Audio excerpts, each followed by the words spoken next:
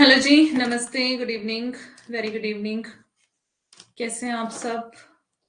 और audio video मेरी बता दें क्लियर है कि नहीं? दिखाई सुनाई दे रही हूँ मैं?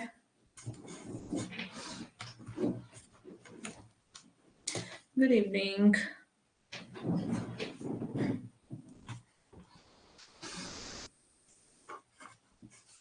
क्लियर है? ओके जी, थैंक यू वेरी मच। तो जी, कैसे हैं आप?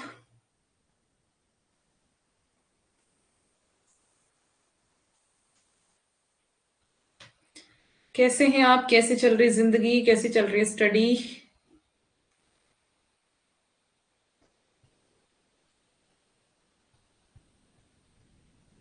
Good evening. मस्त। मैं भी मस्त हूँ।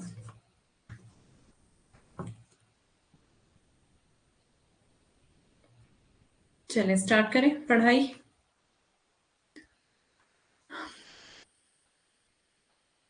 जल्दी जल्दी से सिलेबस कवर करना है तो इसलिए फटाफट से पढ़ना शुरू करते हैं, है ना?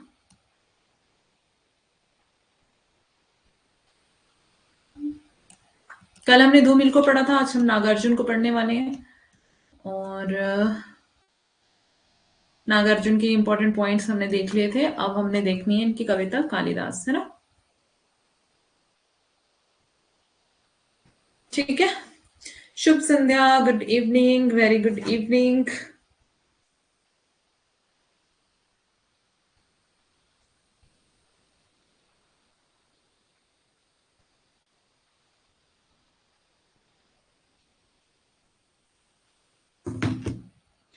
स्टार्ट करें?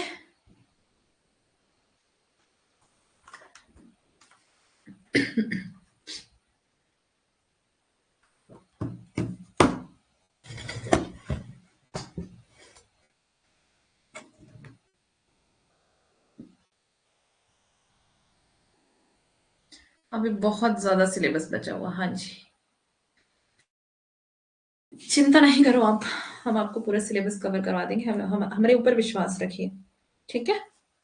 नमस्ते। तो थोड़ा सा विश्वास आपने किया है मुझ पे, थोड़ा सा और कर लो। ठीक है। शुभ संध्या शीला। चलें हम स्टार्ट कर रहे हैं कालिदास कविता। नागार्जुन की कविता कालिदास कविता सतरंगे सॉरी नागार्जुन की कालिदास कविता सतरंगे पंखों वाली कविता संग्रह में संकलित है। ध्यान देंगे। पूरा विश्वास है। Okay good Dinesh. 100% विश्वास। आप पर ही विश्वास है, हाँ।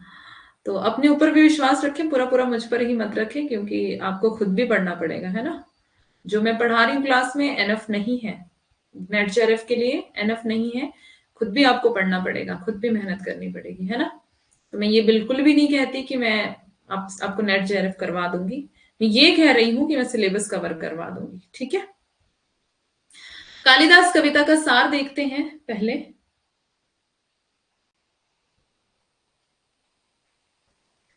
इस कविता में नागार्जुन संस्कृत के महाकवि कालिदास के माध्यम से कविता की रचना की बात करते हैं। नोट्स एनफ है, हाँ जी, नोट्स ठीक है इतने। बस आपको एक गाइड से पढ़ना पड़ेगा। प्रीवियस ईयर पेपर सॉल्व करने पड़ेंगे और पढ़ना पड़ेगा आपको। मीन्स रिवीजन, बार बार रिवीजन करो। जो चीजें हम पीछे पढ़ के जा रहे हैं उनको भी आप रिवाइज करो। अगर आप रिवाइज करोगे तब आपको चीजें याद रहेंगी, अदरवाइज नहीं। ठीक है। मांडे वाली जो आप गाइड है आपकी, उसको भी पढ़ा करो, उसको 2-3 बार पढ़ जाओ पूरा। ठीक है, शुरू से एंड तक। जिनके पास नहीं है, पीडीएफ पड़ी हुई है, टेलीग्राम पर भी है और ऐप पर भी है, तो पीडीएफ से पढ़ लो। जिनके पास बुक है, बुक से पढ़ लो।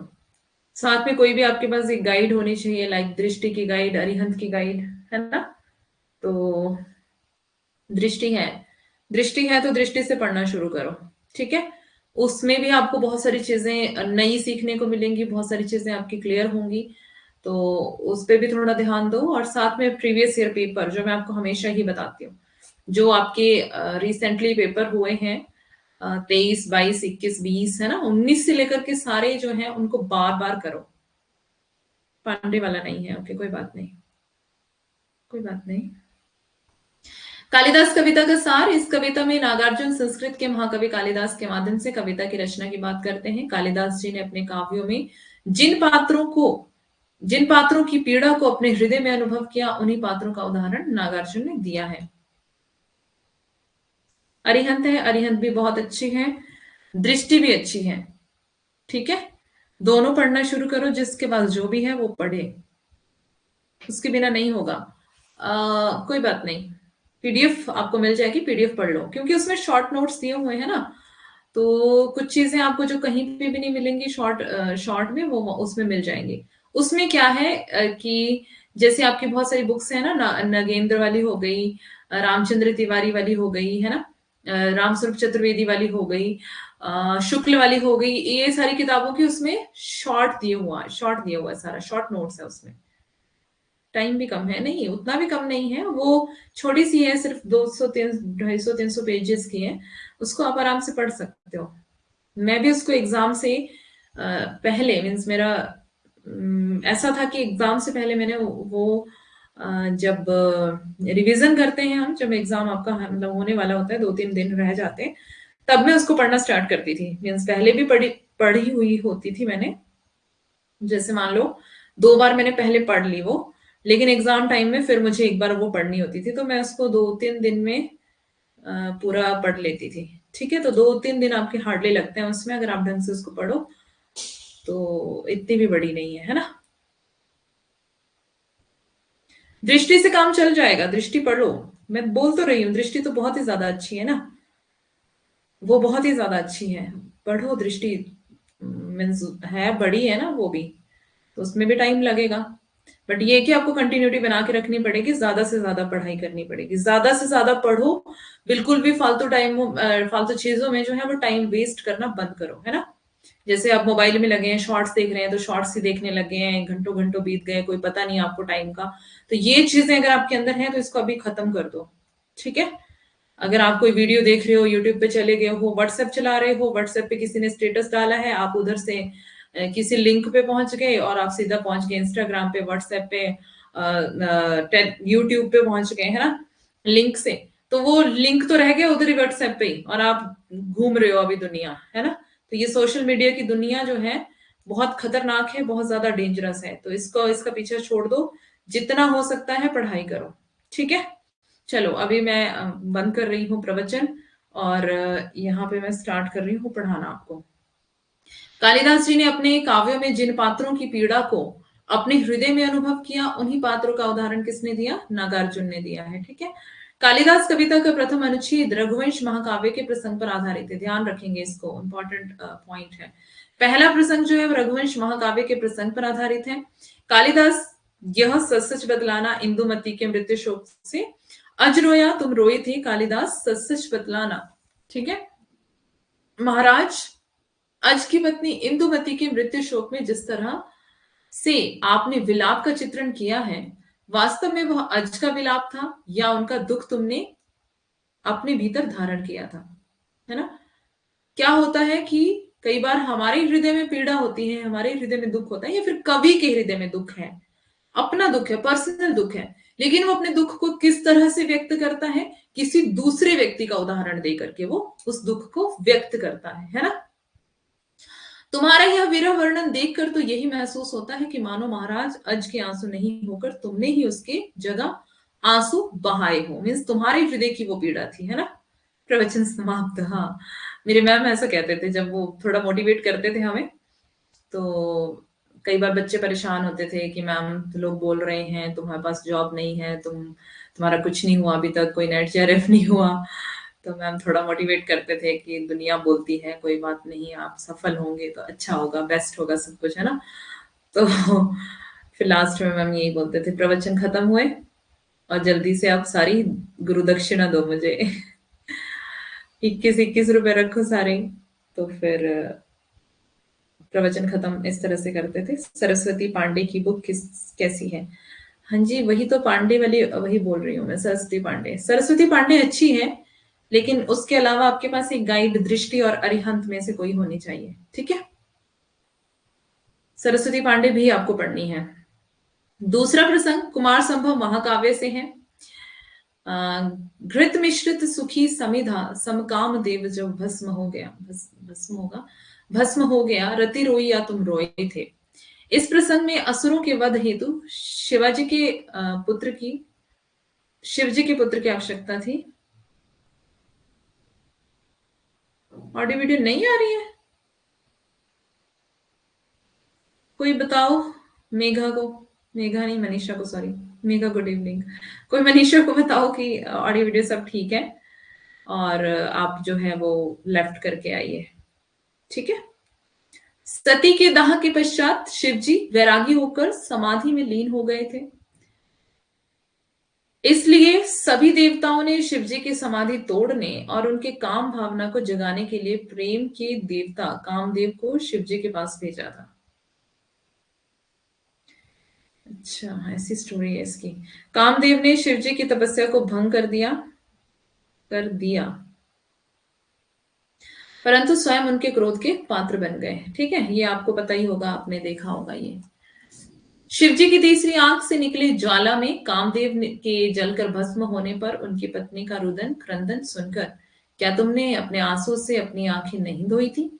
अर्थात अर्थात रति के दुख का जो वर्णन तुमने काव्य में किया है उसे पढ़कर तो यही कहा जा सकता है कि रति की पीड़ा को तुमने हृदय की गहराइयों तक अनुभव किया था। इससे ऐसा प्रतीत होता है कि वह आंसू रति के नहीं होकर तुम्हारे ही थे। लेफ्ट की तो आया, हाँ। सबसे पहले अगर कोई दिक्कत होती है तो खुद लेफ्ट करना है, अगर फिर भी दिक्कत है तब बोलना है, क्योंकि कई बार हमारे पास ही प्रॉब्लम रहती है। तीसरा प्रसंग किसका है? मेघदूत महाकाव्य। पहले किसका था? रघुवंश महाकाव्य। अब किसका है? मेघदूत महाकाव्य पर आधारित है। ये दूसरा तीसरा प्रसंग जो भी है ये आपको याद रखना है किस पर आधारित है। अब है उन पुष्करावर्त मेघों का साथी बनकर रोया यक्ष की तुम रोए थे।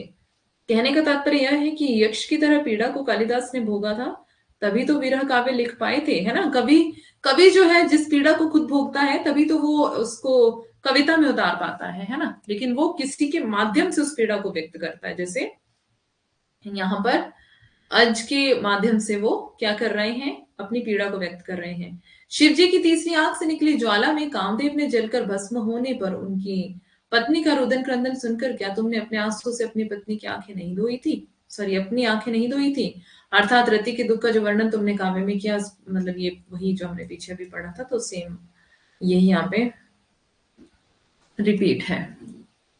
अब यहां से जो है थोड़ी पंक्तियां हैं कविता की।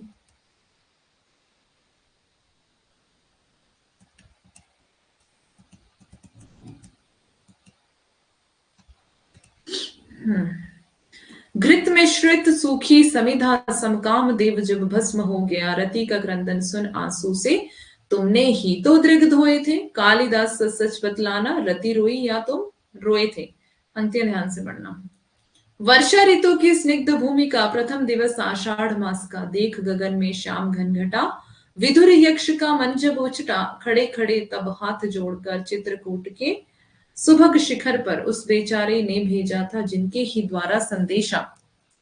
उन पुष्करावर्त मेघों का साथी बनकर उड़ने वाले कालिदास सच बतलाना, पर पीड़ा से पूर पूर हो, थक थक कर और चूर चूर हो।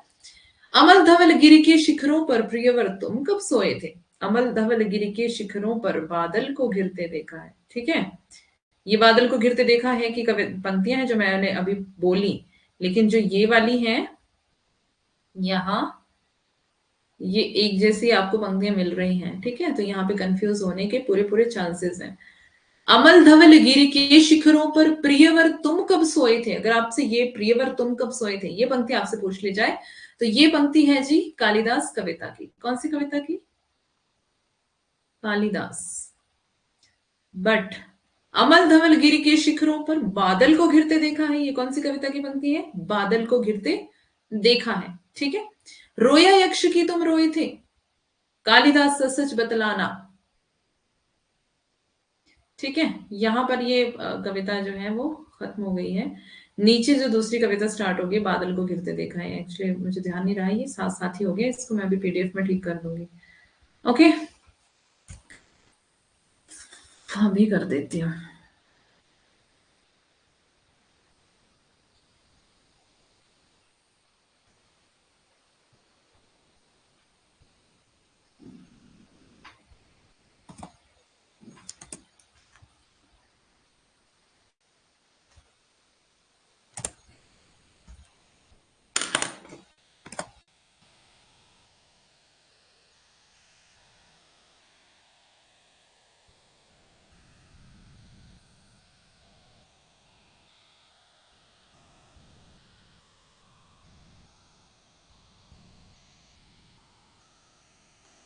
ठीक है, ये मैंने इसको ठीक कर दिया अभी। कालिदास सच सच बतलाना, यहां तक ये कविता। इस कविता को पढ़ लेना, आपकी गाइड में भी आपको मिल जाएगी। ठीक है, बादल को घिरते देखा है कविता। यह कविता जो है वो नागार्जुन की कविता संग्रह युग धारा में संकलित है। ध्यान देंगे, युग धारा, धारा की तरह बादल बहते हैं ना जब बारिश होती है, तो ऐसे याद रख लेना इसको। इस कविता में कवि ने बादल और प्रकृति के विभिन्न स्वरूपों का वर्णन किया है। नागार्जुन घुमक्कड़ प्रवृत्ति के कवि थे। ठीक है, ये घुमक्कड़ कवि कहा इनको जाता है। उन्होंने बादल को घिरते देखा है कविता में अपने मान सरोवर मान हम्म,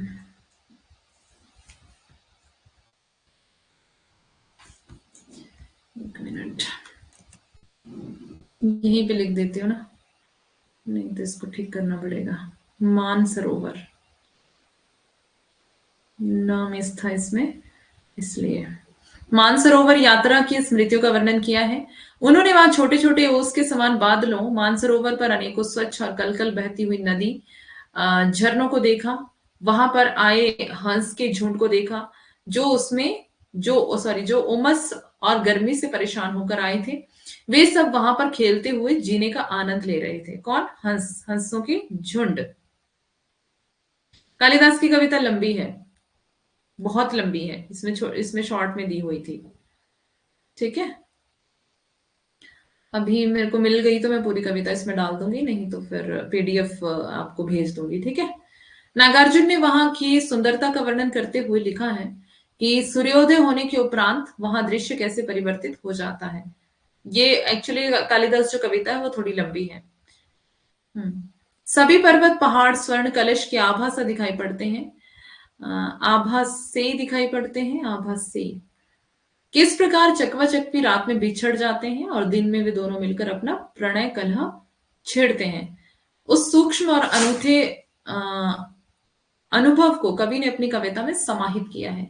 कवि ने उस हजारों फीट की ऊंचाई पर भी मृग को उस दिव्य सुगंध की खोज में भागते हुए देखा है। हजारों फीट की ऊंचाई पर भी एक जो कस्तूरी मृग कहते हैं उसको, है ना, तो वो मृग क्या करता है, वो हिरण क्या करता है, एक सुगंध होती है जो उसी के अंदर होती है कस्तूरी की, तो उसी के पीछे पीछे वो भागता रहता है। वो सोचता है कि जो खुशबू है वो कहीं और से आ रही है, तो उसको ढूंढने के चक्कर में वो भागता ही रहता है, लेकिन वो सुगंध जो है, लिखा है जिस कस्तूरी की सुगंध उसकी नाभि में ही होती है ना, उसकी नाभि में होती है वो, लेकिन वो क्या करता है, झूठा सच का पीडीएफ नहीं मिल रहा, झूठा सच का पीडीएफ। अच्छा, एक बार मेरे को मैसेज कर देना, ठीक है, याद करवा देना। ठीक है, याद करवा देना, टेलीग्राम पे याद करवा देना या फिर क्लास के बाद याद करवा देना। इस दृश्य को कवि ने साक्षात देखा है। कवि कहते हैं कि मैं मानसरोवर आया, मीन्स कवि ने साक्षात उस दृश्य को देखा जब जो हिरण है, जो कस्तूरी मृग जिसको कहते हैं, उसकी जो कस्तूरी की जो खुशबू है वो उसके अंदर ही होती है, लेकिन वो क्या करता है, भागता रहता है उसको ढूंढने के लिए। किंतु यहाँ पर ना अलकापुरी राज्य मिला, ना वह धनपति कुबेर का राजा, जो कालिदास ने अपनी विद्योत्मा को संदेश विद्योत्मा को संदेश बादलों के द्वारा भेजा था। वह बादल कहाँ है? शायद वह यहीं बरस गए होंगे। कवि यह भी कहते हैं कि हो सकता है कि यह बात उस कवि की कल्पना हो, जाने दो वह कवि कभी कवि की कल्पित होगी, या मगर मैंने तो जो अपनी आंखों से देखा और महसूस किया है वह वास्तविक है, आपस में लड़ते भिड़ते गरजते और बरसते देखा है। यह मेरी कल्पना नहीं, साक्षात वर्णन है। कवि ने वहां के निवासियों और वहां के सौंदर्य का वर्णन करते हुए कहा है कि यहाँ पर नदियां झरझर कलकल बहती रहती हैं, भोजपत्रों की कुटियां बनी हुई हैं, यहाँ पर रहने वाले सभी लोग सुगंधित फूलों के श्रृंगार किए हुए, इंद्र नील की माला पहने, शंख और सुंदर गालों पर कुंडल लटकाए, बालों का जोड़ा बनाए, रजत मणि जैसे सुगंधित मदिरा का पान किए लोग घूमते रहते हैं। लोहित चंदन की तिलपट्टी पर निर्विरोध बाल कस्तूरी आसन मुद्रा में बैठे हुए प्रतीत होते हैं, जो मृग के छालों पर आसन लगाकर बैठे हैं। यहाँ किन्नर किन्नरियों मदिरा के नशे में किन्नर किन्नरियां मदिरा के नशे में उन्माद होकर घूमते देखा है उनको, और मैंने स्वयं बादलों को घिरते देखा है, महसूस किया है।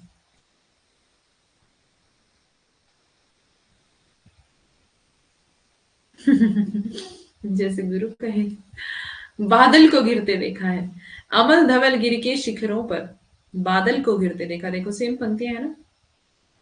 छोटे छोटे मोती जैसे उसके शीतल तुहिन कणों को मानसरोवर के उन स्वर्णिम कमलों पर गिरते देखा है, बादल को गिरते देखा है। जल्दी जल्दी समझा दीजिए पीछे का। अब मैं बार बार नहीं समझाऊंगी यार, फिर टाइम ज्यादा लग जाएगा ना। समझो मुझे मेरी समस्या को समझो।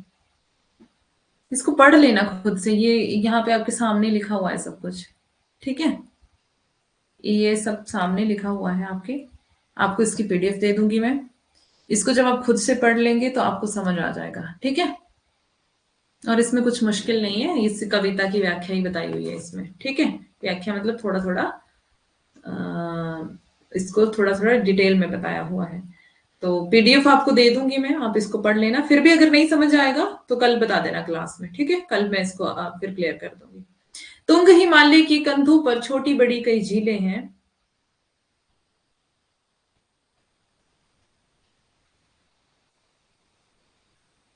हाँ हाँ, हम चले गए थे, अच्छा कोई बात नहीं, चले गए थे तो बाद में देख लेना, ठीक है। पढ़ लेना या फिर क्लास रिपीट कर लेना।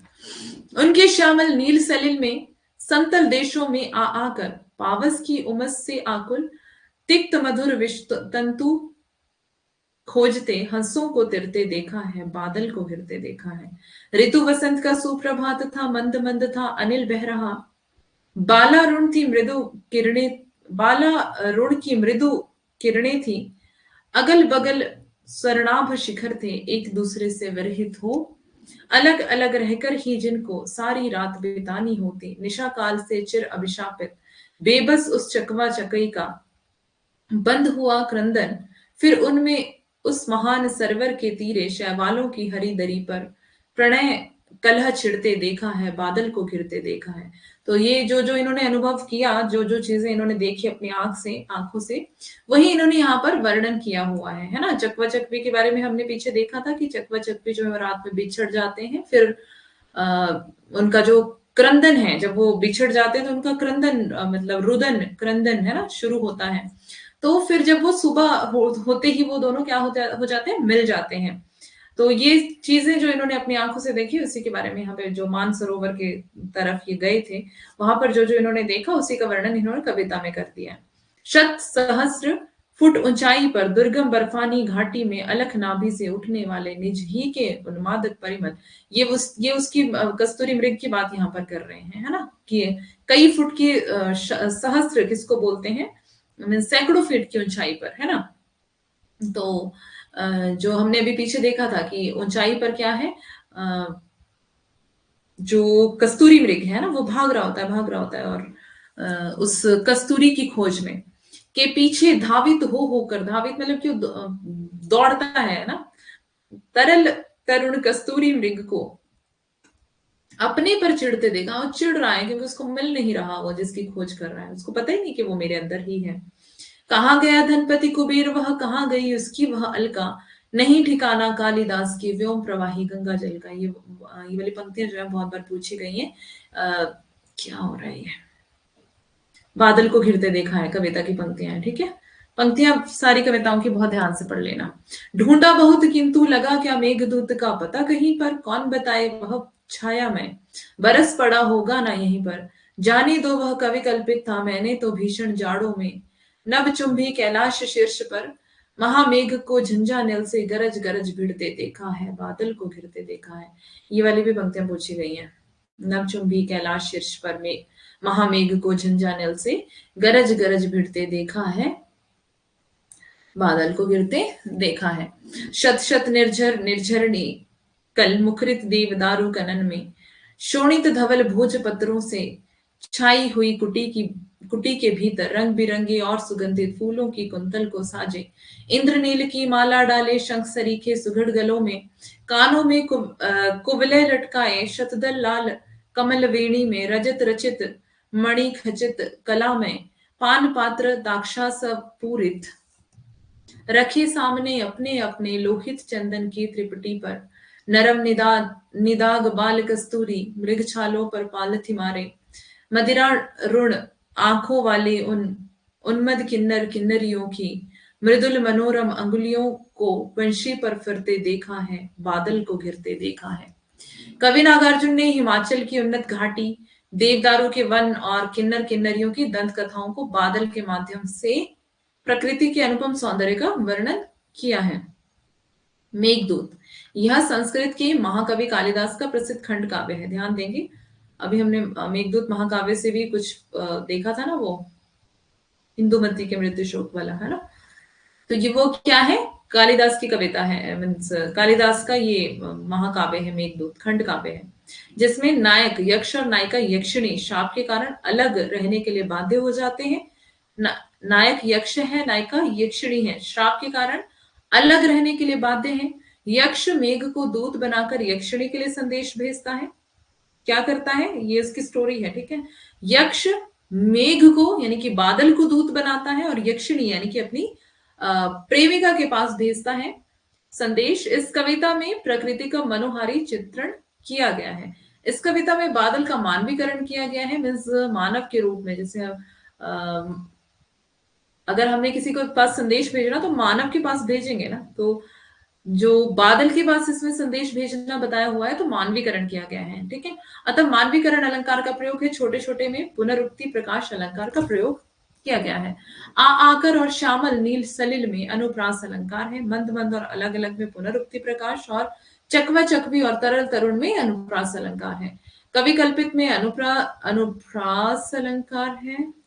गरज गरज में पुनरुक्ति प्रकाश, शत शत, ये इसको पढ़ने की जरूरत नहीं है, आपको अलंकार सीखने पड़ेंगे। अकाल और उसके बाद कविता। कवि नागार्जुन ने कविता की इन पंक्तियों में अकाल की भीषण स्थिति का चित्रण किया है। अकाल की स्थिति में अनाज के अभाव में मानव के साथ अन्य चीजों और जीवों की दयनीय दशा का वर्णन है। वे कहते हैं कि अकाल के कारण घर में अनाज नहीं रहने पर कई दिनों तक चूल्हा नहीं जला और ना ही चक्की चली, जिससे लोगों की दशा बहुत पतली हो गई थी। भूख प्यास के कारण कानी कुतिया यानी पालतू जानवर भी खाना नहीं मिलने की उम्मीद में वहीं पड़ी रही और दीवारों पर छिपकलियां भी कीड़े मकोड़े की उम्मीद पर पहरा देती रही थी। उनकी हालत भी भूख से बहुत खराब हो गई थी। चूहा भी खाना नहीं मिलने के कारण पस्त हो रहे थे। अकाल के जाने के बाद घर में अन्न के दाने आए और घर में खुशी का माहौल शुरू हो गया। ऐसा ही होता है ना, अकाल के बाद जब खाना मिलता है तो फिर खुशी का माहौल, है ना। ऐसा लगने लगा मानो मृत इंसान वापस जिंदा हो गए हो। घर में कई दिनों के बाद चूल्हा जला, चक्की चली, आंगन के ऊपर से धुआं दिखाई देने लगा। अन्न की प्राप्ति होने पर भी सभी की आंखों में चमक दिखाई देने लगी। कौवे भी भोजन मिलने की आशा में अपने पंख खुजलाने लगे। इस तरह से वातावरण में खुशियां आ गई और यहां से होती है कविता शुरू, ठीक है।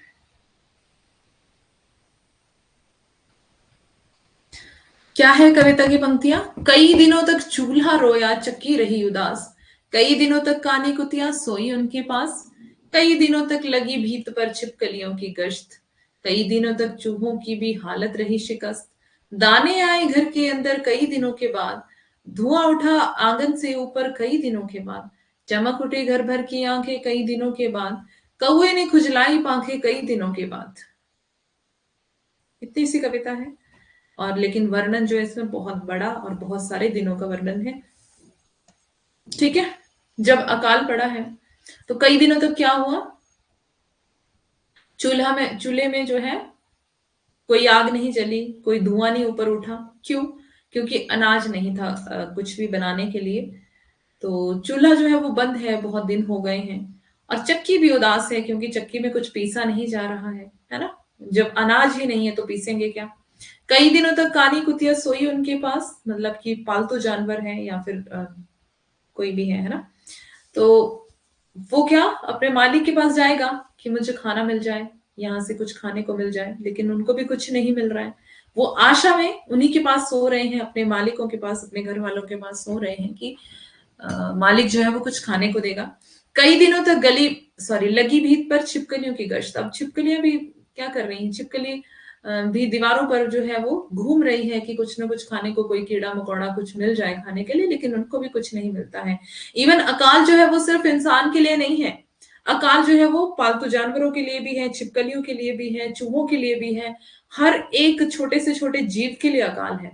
जब मनुष्य अकाल में है तो सब कुछ अकाल में है ना सर। सभी के लिए अकाल है, सिर्फ इंसान के लिए नहीं। तो कई दिनों तक चूहों की भी हालत रही शिकस्त। चूहों की हालत भी जो है वो बड़ी खतरनाक है, दयनीय स्थिति है। उनको भी कुछ खाने को नहीं मिल रहा है, जब अनाज नहीं है तो वो भी क्या खाएंगे। अब क्या हुआ, बहुत सालों का अंतर जो है, मीन्स बहुत समय का अंतर जो है, सालों का नहीं कह सकते, बहुत सारे, बहुत दिनों तक जब तक अकाल रहा, इन पंक्तियों और इन नीचे वाली पंक्तियों के बीच में है ना। तो ये तो था ऊपर का हिस्सा जो कि अकाल वाला वर्णन था, जिसमें है ना अकाल का समय था। अकाल का समय, लेकिन नीचे वाला जो है अब क्या हो गया, अकाल खत्म हो गया है। तो यहाँ क्या हो गया, दाने आए घर के अंदर कई दिनों के बाद, धुआं उठा आंगन से ऊपर कई दिनों के बाद। अब धुआं क्यों उठ रहा है, क्योंकि दाने घर के अंदर आ गए हैं, चक्की में दाने पीसे जा रहे हैं, आटा पीस लिया गया है, रोटी बन रही है, चूल्हे में आग जल रही है, आंगन में धुआं ऊपर दिखाई दे रहा है उठता हुआ, है ना। अब पता चल रहा है कि अकाल समाप्त हो गया है। चमक उठी घर भर की आंखें, अब घर भी चमकने लग गया कई दिनों के बाद। कौवे ने खुजलाई पांखें कई दिनों के बाद। कौवे को भी अब क्या हो गया, कुछ आशा है कि अब कुछ मिलेगा, अब लोगों के पास अनाज आ गया है और अकाल खत्म हो गया है। तो यहाँ बता रहे हैं कि कविता की शैली जो है वो वर्णनात्मक शैली और गेय काव्य है। तो वर्णन किया गया है इसमें अकाल का, तो वर्णनात्मक शैली है। अब देखते हैं खुरदरे पैर, कविता 1961 में, ये भी नागार्जुन की कविता है।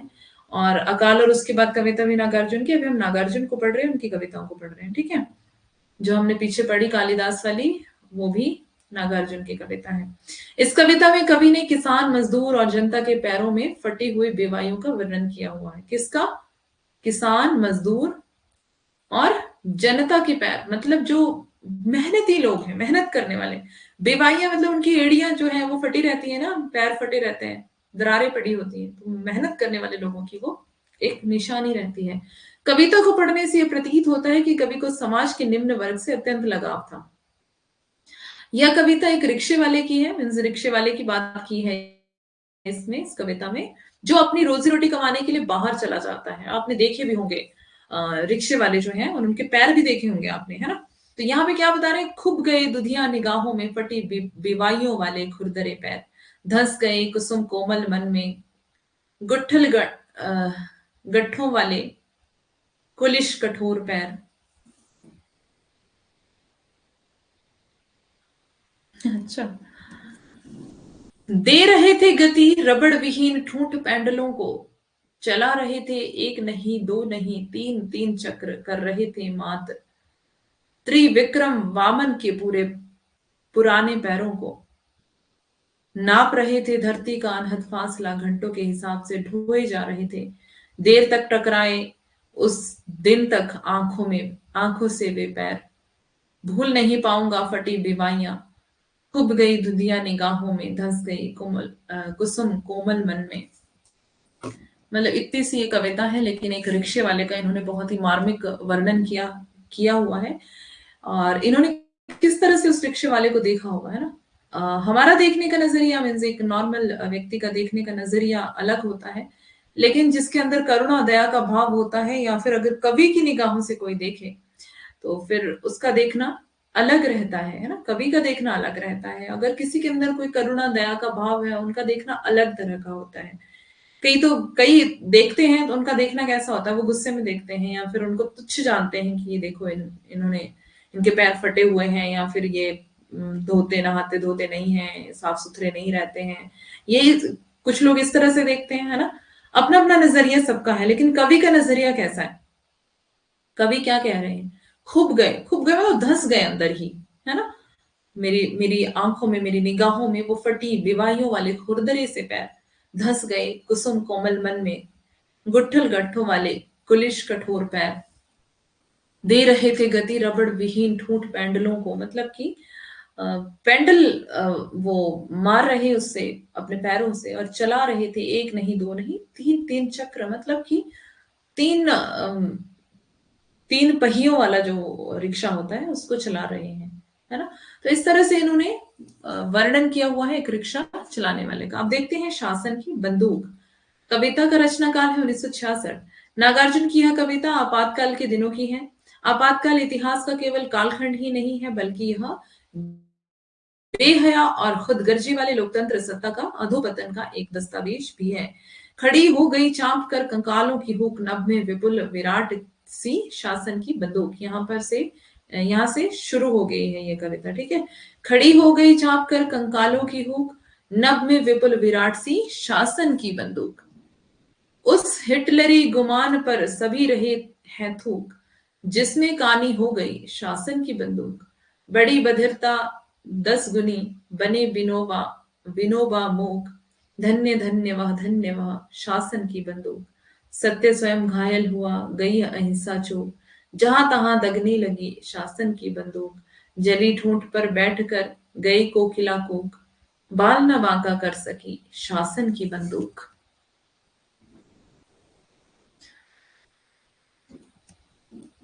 अब है मनुष्य हूं। नागार्जुन की कविताएं चल रही हैं जो जो आपके सिलेबस में है। मनुष्य हूं कविता का मूल विषय एक कवि द्वारा समाज की स्थितियों का चित्रण है। इस कविता में कवि ने अपने आप को मानव के रूप में प्रस्तुत किया है। मानव होने के कारण उनकी कल्पना भी कुंठित होती है। वह सर्जनात्मक से भी चुकता है। कवि होने के कारण शेष सृष्टि के साथ वह आत्मीय संबंध का भी अनुभव करता है। कवि भी मनुष्य होता है, इसलिए वह भी भौतिक इच्छाओं की चाह करता है। वह अपनी भौतिक जरूरतों के लिए संघर्षरत रहता है और संघर्ष से कविता का रूपांतर करता है। वह लौकिकता के माध्यम से लोकोत्तर को पाने का प्रयास करता है। ठीक है। मनुष्य हूं कविता। नहीं कभी क्या मैं थकता हूं, अहो रात्र क्या नील गगन में उड़ सकता हूं। मेरे चितकबरे पंखों को भास्वर छाया क्या न कभी स्तंभित होती है। हरे धान की स्निग्ध घटा पर, उड़द मूंग की निबिड़ जटा पर, आखिर मैं तो मनुष्य हूं। मीन्स कभी भी मनुष्य ही है। उरु रहित सारथी है जिसका एकमात्र पहिया है, जिसमें सात सात घोड़ों का वह रथ नहीं चाहिए। मुझको नियत दिशा का वह पथ नहीं चाहिए। पृथ्वी ही मेरी माता है, इसे देखकर हरित भारत मन कैसा प्रबुद्धित हो जाता है। सब है इस पर जीव जंतु नाना प्रकार के, तृण तरु लता गुल्म भी बहुविधि, सूर्य चंद्र सूर्य हैं, ग्रह गण भी हैं, शत सहस्र संख्या में बिखरे तारे भी हैं। सब है इस पर कालकूट भी यही पड़ा है, अमृत कलश भी यही रखा पड़ा है। नीली ग्रीवा वाले उस मृत्युंजय का भी पाप यही है। अमृत प्राप्ति के हेतु देवगण नहीं दोबारा अब ठग सकते हैं दानव कुल को। तो ये आपको पता ही है ना। अमृत के लिए क्या किया था देवताओं ने? देव दानवों के साथ धोखा कर लिया था, है ना। यही बात यहाँ पे कर रहे हैं। ओके, अब आते हैं हम निराला पर। समय कितना हुआ है? समय अभी है हमारे पास, है ना। निराला की कविता है कुकुरमुत्ता। कुकुरमुत्ता सूर्यकांत त्रिपाठी निराला जी की एक लंबी और प्रसिद्ध कविता है। इस कविता में कवि ने पूंजीवादी सभ्यता पर किस पर व्यंग्य किया है इन्होंने? पूंजीवाद सभ्यता पर कुकुरमुत्ता के बहाने करारा व्यंग्य किया है। यह कविता स्वतंत्रता पूर्व सन 1941 में लिखी गई थी, ध्यान देंगे। निराला जी की बहुचर्चित सामाजिक व्यंग्यात्मक कविता है। इस कविता का मूल स्वर जो है वो प्रगतिवादी है। कुकुरमुत्ता कविता की सही सही रचना तारीख जो है वो 3/4/1941 दी गई है, कि आज भी, आज 3 है कि 4 है? 3 ही है ना, आज 3 अप्रैल। तो 3 अप्रैल को ये कविता लिखी गई है 1941 में। इसका सामान्य अर्थ यह हो सकता है कि उक्त तिथि को निराला जी ने इस कविता को अंतिम रूप दिया होगा। कविता का पूर्वार्ध यानी कि पहले वाला हिस्सा अगले महीने हंस मई 41 पत्रिका में छपा था। कुकुरमुत्ता के अब तक 3 संस्करण हो चुके हैं। Happy birthday. किसका बर्थडे आज? पहला संस्करण युग मंदिर उन्नाव से, दूसरा संस्करण श्री राष्ट्रभाषा विद्यालय काशी से, और तीसरा संस्करण किताब महल इलाहाबाद में से छपा था। युग मंदिर उन्नाव के संस्करण में भूमिका के नीचे निराला जी के हस्ताक्षर के साथ 4/6/42 प्रकाशन तिथि दिया हुआ है। ठीक है, तो आपको 41/42 याद रख लेना है। इसके अलावा 3/6/41 भी संस्करण कविता में नीचे दिया हुआ है। मीन्स इसके 2-3 संस्करण थे, इसलिए कुकुरमुत्ता के इस पहले संस्करण में कुकुरमुत्ता के अलावा 7 और भी कविताएं शामिल हैं। कुकुरमुत्ता। अच्छा, गरम पकौड़ी इनकी कविता है। प्रेम गीत, रानी और कहानी, खजोहरा, मास्को डायलॉग्स, स्फटिक, शिला और खेल। इन सभी कविताओं में सिर्फ खजोहरा को छोड़कर शेष सभी कविताओं के नीचे तिथि दी हुई है। इससे यह विदित होता है कि सभी कविताएं 39 से 42 के बीच में लिखी गई होंगी। इस प्रकार कुकुरमुत्ता का पहला संस्करण संस्करण एक कविता संग्रह है। ये कविता 2 खंडों में है। पहला खंड में कुकुरमुत्ता गुलाब पर व्यंग्य करता है। कुकुरमुत्ता क्या होता है, किसी को पता है? What is कुकुरमुत्ता? कुकुरमुत्ता जो है वो गुलाब पर व्यंग्य करता है। दूसरे खंड में गोली की माँ ने नवाब की बेटी बहार को अपनी हमजोली बनाया। मशरूम। कुकुरमुत्ता पूरी तरह से साल की हो गई। सही बात है, 100 की होने वाली है ना, बड़ी लंबी उम्र है। फ्लावर, फ्लावर नहीं, मशरूम है, मशरूम। छत्ता होता है ना मशरूम का। कुकुरमुत्ते का कबाब बहुत कुकुरमुत्ते को कबाब बहुत पसंद आया। कविता में कुकुरमुत्ता श्रमिक। कुकुरमुत्ता किसका प्रतीक है? देखो यहाँ पे ध्यान से, कविता में कुकुरमुत्ता श्रमिक, सर्वहारा और शोषित वर्ग का प्रतीक है। ठीक है, मीन्स जिसका शोषण किया जा रहा है। और गुलाब जो है वो किसका प्रतीक है? सामंती, पूंजीपति वर्ग का प्रतिनिधि है। तो ये प्रतीक किस किस के हैं, ये ध्यान रख लेना। हाँ जी, कविता का अर्थ देखते हैं। एक नवाब साहब थे, उन्होंने अपने बगीचे में लगवाने के लिए फारस से गुलाब मंगवाए। शीला ने भेज दिया, देखो, लाल रंग के, लाल रंग का कुकुरमुत्ता। तो आगे लिखा है, और उस गुलाब को अन्य फूलों के साथ लगवा दिया।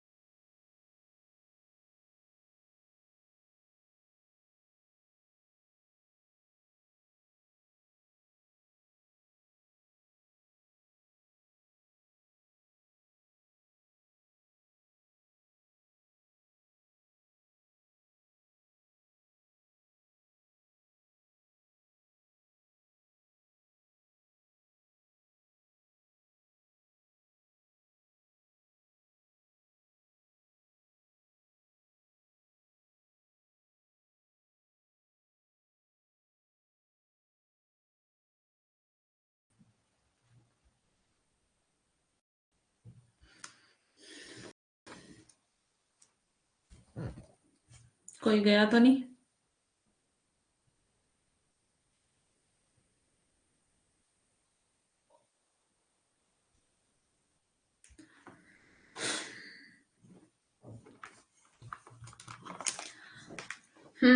तो किन किन फूलों के नाम थे इसमें?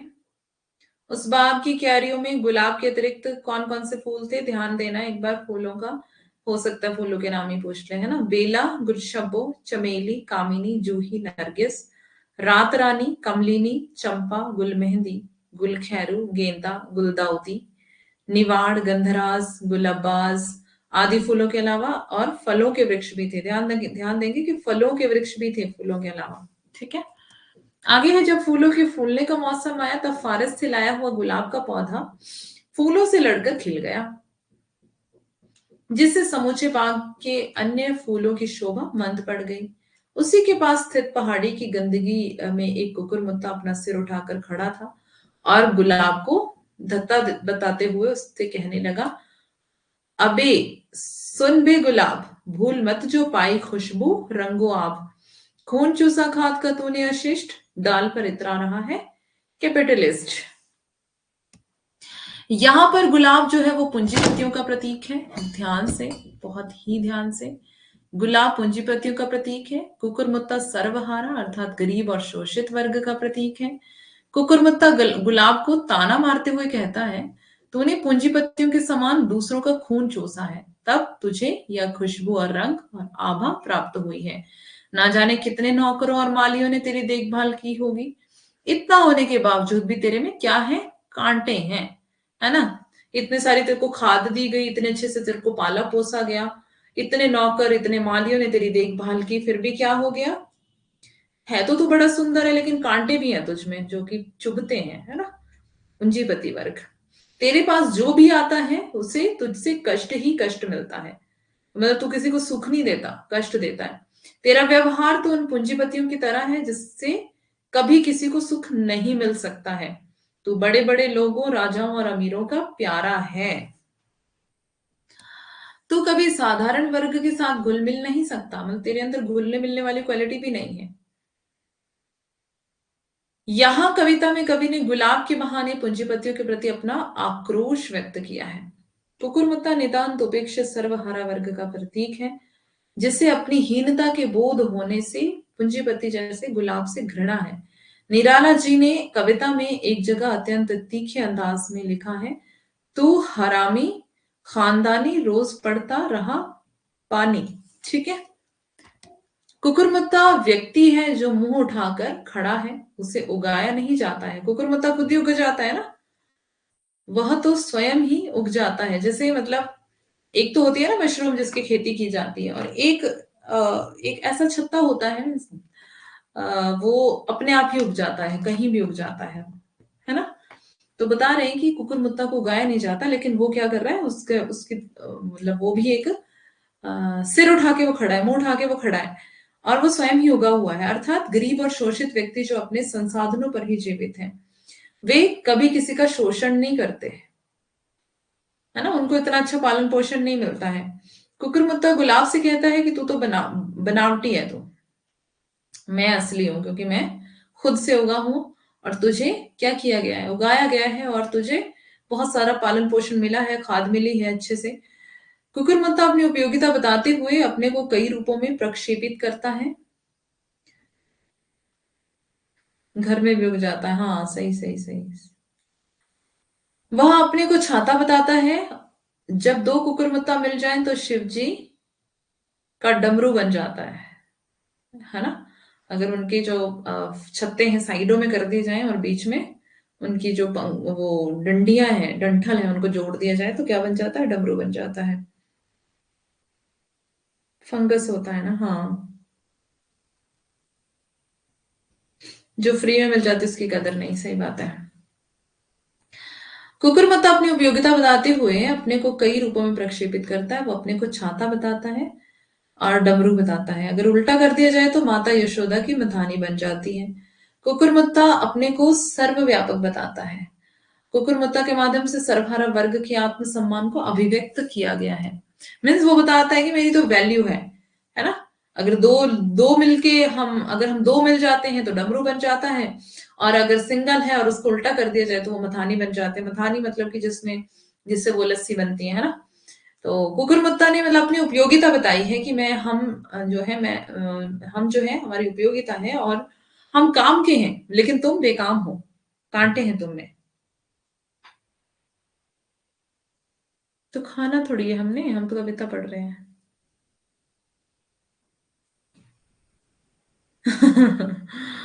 कुकुरमुत्ता ने प्रगतिवादियों पर भी व्यंग्य करते हुए कहा है कि बहुत लोग असंगत बातें लिखकर कहीं ईंट कहीं रोड़ा जोड़कर अपने आप को टीएस इलियट समझने लगते हैं। निराला अपने साहित्यिक मित्रों से भी अत्यंत खिन्न थे। इसी खिन्नता की अभिव्यक्ति उन्होंने यहां पर की है। कवि का कहना है कि गुलाब कांटों से घिरा हुआ है, जिसके कारण वह सामान्य वर्ग से कटा हुआ है। कविता में कुकुरमुत्ता शोषित होने के बावजूद भी स्वाभिमानी प्रतीत होता है। एक दिन कुकुरमुत्ता की नवाब की बेटी बहार ने कुकुरमुत्ता की सब्जी खाई तो उसे बहुत पसंद आई। नवाब ने तुरंत माली को कुकुरमुत्ता लाने का हुक्म दे दिया, परंतु माली ने कहा कि अब ताजा कुकुरमुत्ता नहीं है। यदि आप कहें तो गुलाब लेकर आऊं। माली की बात सुनकर नवाब गुस्सा होकर बोले, जहां गुलाब उगे थे वहां कुकुरमुत्ता उगा दो, क्योंकि गुलाब का तो कोई वैल्यू ही नहीं है ना। अब गुलाब तो खा नहीं सकते हैं। अब नवाब की बेटी है, वो गुलाब थोड़ी ना खाएगी, भाई उसको कुकुरमुत्ता पसंद है तो कुकुरमुत्ता खाएगी। तो नवाब को गुस्सा आया कि जहां गुलाब उगाए थे उखाड़ दो उनको और उसकी जगह क्या लगा दो, कुकुरमुत्ता उगा दो। माली ने कहा, हुजूर कुकुरमुत्ता उगाया नहीं जा सकता है, उसका कोई बीज नहीं होता है, वो तो स्वयं ही उग जाता है। तो मतलब वो इतना वैल्यूएबल है कि मिलता नहीं है ऐसे। कभी उग गया तो उग गया, नहीं तो फिर छुट्टी करो। लेकिन गुलाब जो है उगाया जाता है, फिर भी कांटे उसमें होते हैं। अब पढ़ते हैं आगे। गुस्सा आया, कांपने लगे नवाब, बोले, चल गुलाब जहां थे उगा, सबके साथ हम भी चाहते हैं अब कुकुरमुत्ता। बोला माली, फरमाए माफ खता, कुकुरमुत्ता अब उगाया नहीं उगता। कुकुरमुत्ता निराला जी की सामाजिक चेतना एवं प्रयोगशील प्रवृत्ति को निरूपित करने वाली कविता है। अब कविता पढ़ते हैं। एक थे नवाब, फारस से मंगवाए थे गुलाब, बड़ी बाड़ी में लगाए, देशी पौधे भी उगाए, रखे माली कई नौकर, गजनबी का बाग मगहर लग रहा था। सॉरी, मनहर लग रहा था, मनहर मतलब मनोहर।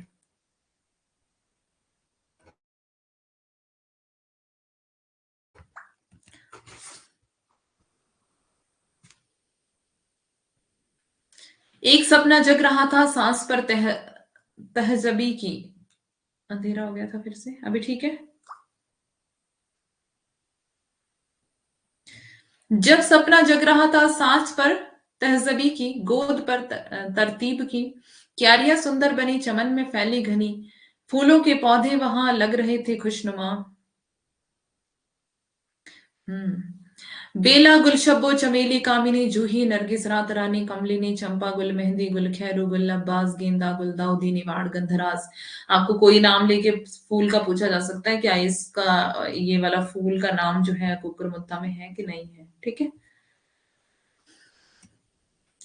और किरने फूल फवारे कई, रंग अनेकों सुर्ख धनी चंपई, आसमाने सब्ज फिरोज सफेद जर्द बादामी बसंत सभी भेद।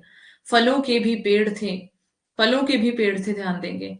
आम लीची संतरे और फालसे, चटकती कलियां निकलती मृदुल गंध, लगे लगकर हवा, चलती मंद मंद, चहकती बुलबुल मचलती टहनियां, बाग चिड़ियों का बना आशियां, साफ राह सरा, दोनों ओर दूर तक फैले हुए गुलछोड़, बीच में आराम गाह दे रही थी, बड़प्पन की था, कहीं झरने कहीं छोटी सी पहाड़ी, कहीं सुथरा चमन नकली कहीं झाड़ी। आया मौसम, खिला फारस का गुलाब, बाग पर उसका पड़ा था रोब ओदाब, वहीं गंदे में उगा देता हुआ बुत्ता, पहाड़ी से उठे सर ऐंठ कर बोला कुकुरमुत्ता, अबे सुन बे गुलाब, भूल मत जो पाई खुशबू रंगोआब, खुद खून चूसा खाद का तूने अशिष्ट, डाल पर इतरा रहा है कैपिटलिस्ट।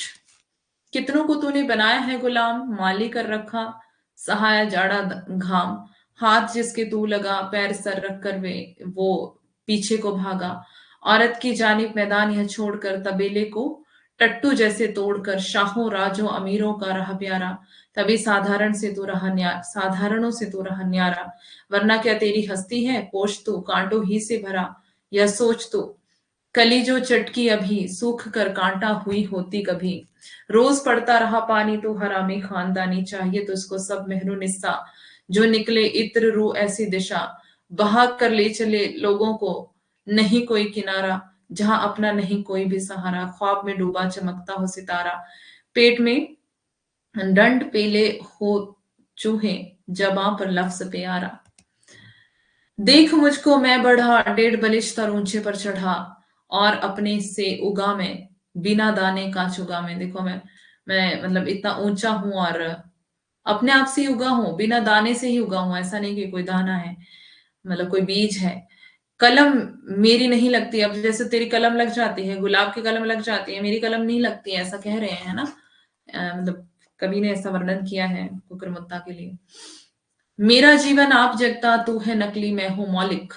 तू है बकरा मैं हूं कौलिक। ये वाली पंक्तियां ध्यान देंगे, इंपॉर्टेंट है। तू है नकली मैं हूं मौलिक, तू है बकरा मैं हूं कौलिक। तू रंगा और मैं धुला, पानी पानी में तू बुलबुला। तूने दुनिया को बिगाड़ा, मैंने गिरते से उभारा। तूने रोटी छीन ली जनखा बनाकर, एक की दी तीन मैंने गुन सुनाकर। काम मुझसे ही सदा है, शेर भी मुझसे गधा है। हम्म, टेढ़ी लाइन क्यों लगती है भाई।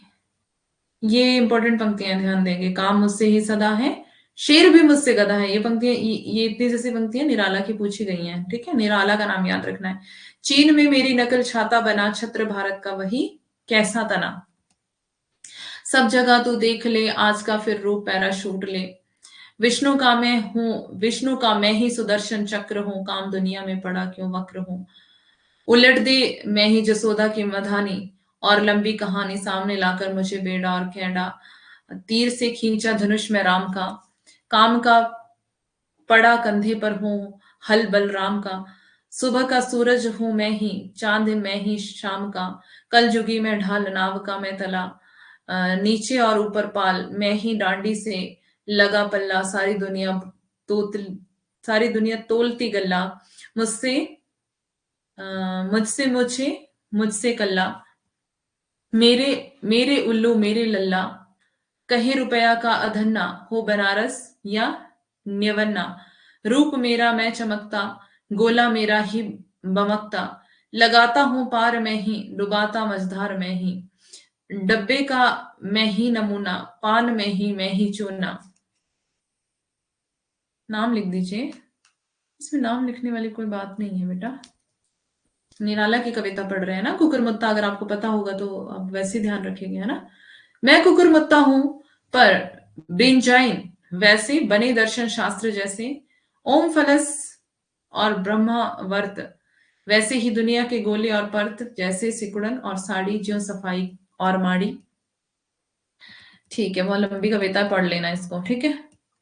दूसरा खंड भी है इसका, मैंने सोचा अभी खत्म हो जाएगी लेकिन टाइम हो गया है और ये अभी खत्म नहीं होने वाली है। सो आप इसको खुद से पढ़ लेना। जूही की कली कल मैं आपको पढ़ाने वाली हूँ। जूही की कली कल हम पढ़ेंगे। इसके साथ हम पढ़ने वाले हैं निराला की सारी कविताएं कल कंप्लीट करेंगे। शायद सारी हो पाए, लेकिन कोशिश मेरी ये रहेगी कि सारी कविताएं जो है हम कंप्लीट कर लें, है ना। तो जल्दी जल्दी से सिलेबस भी कवर करना है। और सरोज स्मृति अभी पढ़नी है हमें। इसके बाद हमें पढ़ना है दो और कविताएं हैं।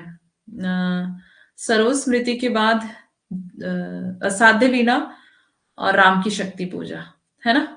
तो ये सारी कविताएं क्या करनी पड़ेंगी, हमें पढ़नी पड़ेगी। तो फिर मिलते हैं। ओके, राम की शक्ति पूजा भी, हाँ वो बहुत लंबी है। शायद अभी 2-3 क्लासेस और लगेंगी हमारी इस पे, मीन्स कविताओं पे, है ना। तो जल्दी जल्दी से झूठा सच अभी भेज देते हैं। ऐसे तुम भेज दोगे, झूठा सच भेज दो उधर टेलीग्राम पे भेज देना, ठीक है। ऐसे है क्लास में, मैं ऐसे ही बोल रही हूँ।